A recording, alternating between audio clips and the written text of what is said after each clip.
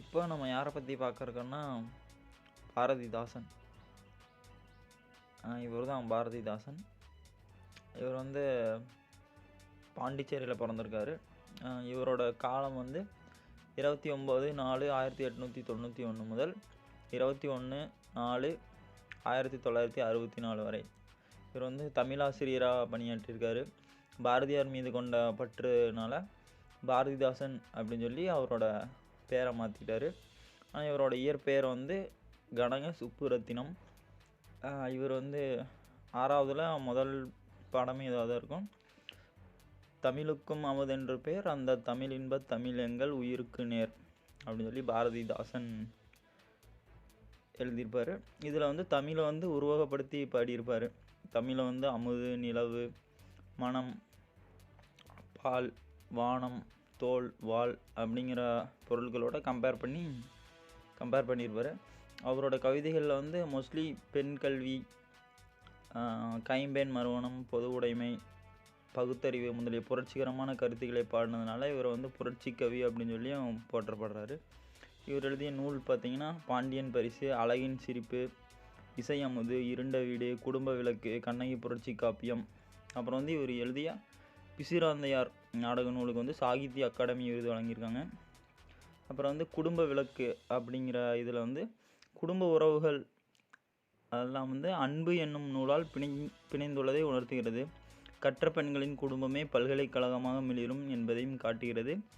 அப்புறம் குடும்பம் தொடங்கி உலகினை பேணுதல் வரை அவங்க பணிகளை வந்து சிறப்பாக செய்கிற பெண்களுக்கு கல்வி முதன்மையானதாகவும் இருக்குது, கல்விங்கிறது வந்து இன்றியமையாததாகவும் இருக்குதுன்னு சொல்லியிருக்காரு. அப்புறம் இவரோட ஃபேமஸான வரிகள் பார்க்கலாம். ஏற்றெடுத்தேன் கவி ஒன்று வரைந்திட என்ன எழுதென்று சொன்னது வான். அதுக்கப்புறம் வந்து கல்வி இல்லாத பெண்கள் கலர் நிலம், அந்நிலத்தில் புல் விளைந்திடலாம், நல்ல புதல்வர்கள் விளைதல் இல்லை அப்படின்னு சொல்கிறாரு. இதில் கலர் நிலம்னா பண்படாத நிலம். அதுக்கப்புறம் இசை அமுது அப்படிங்கிற கவிதை என்ன சொல்கிறாருன்னா, மலையே மலையே வாவா, நல்ல வானப்புணலே வாவா, இவ்வையத்தமுதே வாவா அப்படின்னு பாடியிருக்காரு.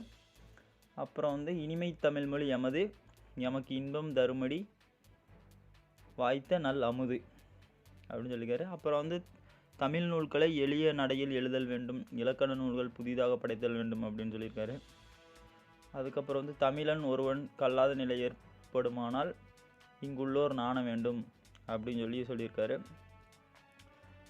அதுக்கப்புறம் இதை பற்றி அடிஷ்னல் இன்ஃபர்மேஷன்னா, தமிழ்நாட்டின் ரசூல் கம்சதோவ் அப்படின்னு சொல்லி பாராட்டப்பட்டவர். ரசூல் கம்சதோவ் அப்படிங்கிறவர் யாருன்னா ரஷ்ய நாட்டு கவிஞர், அங்கே ஒரு மாபெரும் கவிஞராக இருந்தார். அவருக்கு இணையாக போற்றப்பட்டிருக்காரு. அப்புறம் வந்து இவரோட மேலும் சில படைப்புகள் என்னென்னா தமிழச்சியின் கத்தி, சேரதாண்டவம், குறிஞ்சித்தட்டு. அதுக்கப்புறம் என்னென்னா குயில் அப்படி சொல்லி ஒரு இலக்கிய இதழை வந்து நடத்தியிருக்காரு. இவர் வந்து எப்படி சொல்லுவாங்கன்னா புதுவை குயில் அப்படி கூட சொல்லுவாங்க. பாண்டிச்சேரி வந்து புதுச்சேரியாக மாற்றிட்டாங்களா, அதனால் புதுவை குயில் அப்படின்னு கூட இவர் சொல்லுவாங்க. அதுக்கப்புறம் வந்து வாழ்வினில் செம்மையை செய்பவள் நீயே அப்படின்னு சொல்கிற தமிழ் வாழ்த்து பாடலை வந்து புதுவை அரசு வந்து அவங்களோட தமிழ்தாய் வாழ்த்தை வந்து ஏற்றுக்கிட்டாங்க.